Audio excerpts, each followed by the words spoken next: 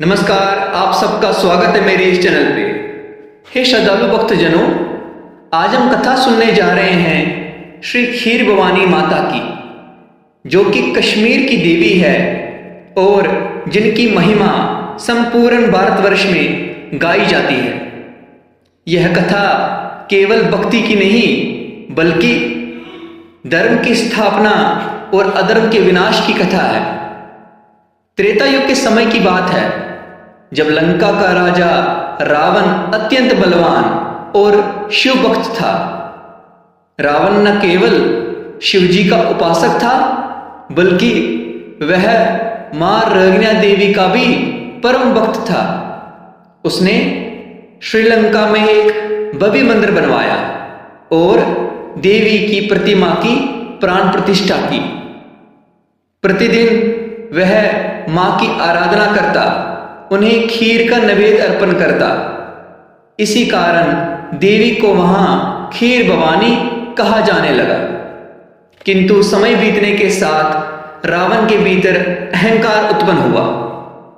उसने अधर्म का मार्ग अपनाया और अपने बल पर देवताओं को भी चुनौती दे दी। देवी रगना ने देखा कि उनका भक्त अब धर्म से भटक गया है। उन्होंने मन ही मन संकल्प लिया कि अब मुझे इस अधर्म की भूमि को छोड़कर ऐसी पवित्र भूमि पर जाना होगा जहां सत्य, भक्ति और धर्म की रक्षा हो।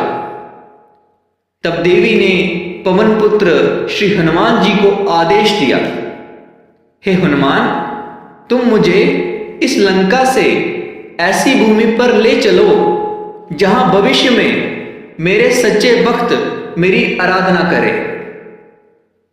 हनुमान जी ने माता को प्रणाम किया और अपने कंधों पर मां की प्रतिमा को धारण किया और आकाश मार्ग से उड़ चले दक्षिण से उत्तर दिशा की ओर। जब हनुमान जी माता को लेकर उड़ रहे थे तब उनका वेग इतना तेज था कि आकाश कांप उठा, नदियां हिलने लगी और पर्वत झुकने लगे।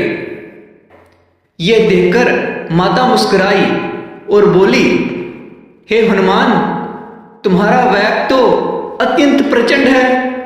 तुम्हारी गति से संपूर्ण दिशाएं हिल रही है। तब हनुमान जी हाथ जोड़कर नम्र होकर बोले, माते, ये वेग मेरा नहीं, ये आपके आदेश की शक्ति है। मैं तो केवल आपका दास हूं। मेरा बल, मेरा ज्ञान, मेरी गति सब कुछ आपसे ही प्राप्त है। यह सुनकर माता अत्यंत प्रसन्न हुई और बोली, वत्सः, तेरी विनम्रता ही तेरा वास्तविक बल है। तेरा ये सेवा भाव युगों युगों तक भक्तों के लिए आदर्श रहेगा। जहां जहां मेरी पूजा होगी वहां तुम्हारा स्मरण अवश्य होगा। हनुमान जी ने पुनः शीश झुकाकर कहा, माते, जब तक इस सृष्टि में भक्ति का भाव रहेगा तब तक आपका नाम और आपकी कृपा अमर रहेगी। जो भी भक्त आपको खीर अर्पण करेगा वहां मैं भी अदृश्य रूप में आपकी सेवा में उपस्थित रहूंगा। माता ने आशीर्वाद देते हुए कहा, हे पवन पुत्र, तेरा नाम श्रद्धा, शक्ति और विनम्रता का प्रतीक रहेगा। कहते हैं, अनेक नदियां, पर्वत और घाटियां पार करते हुए हनुमान जी पहुंचे कश्मीर की पवित्र भूमि में, जहां आज का गांव और उसका नाम है तुलमुल। वहां एक दिव्य प्रकाश प्रकट हुआ और धरती से जल का झरना फूट पड़ा। उसी क्षण मां ने कहा, हे हनुमान, यही मेरी सथली होगी, यही मेरा निवास होगा, यहां मेरा पूजन होगा और यहां मेरी खीर स्वीकार होगी। भक्तजनों, वही झरना आज भी वहां विद्यमान है जिसे हम खीर भवानी का कुंड कहते हैं। इस जल का रंग समय समय पर बदलता रहता है। यह माता के भाव का संकेत है।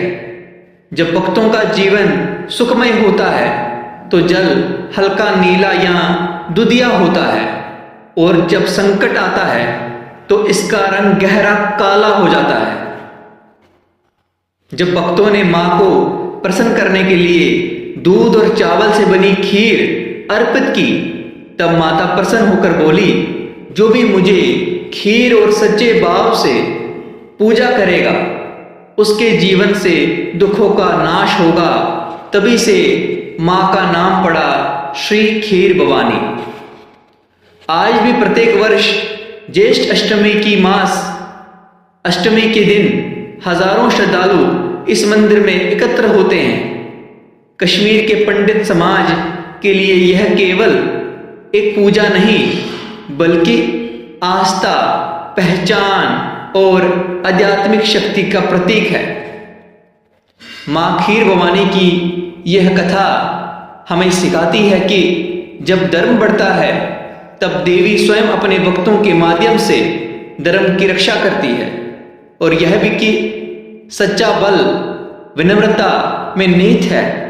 हनुमान जी की तरह जो भक्त सेवा भाव रखता है उसे मां की कृपा सदैव प्राप्त होती है।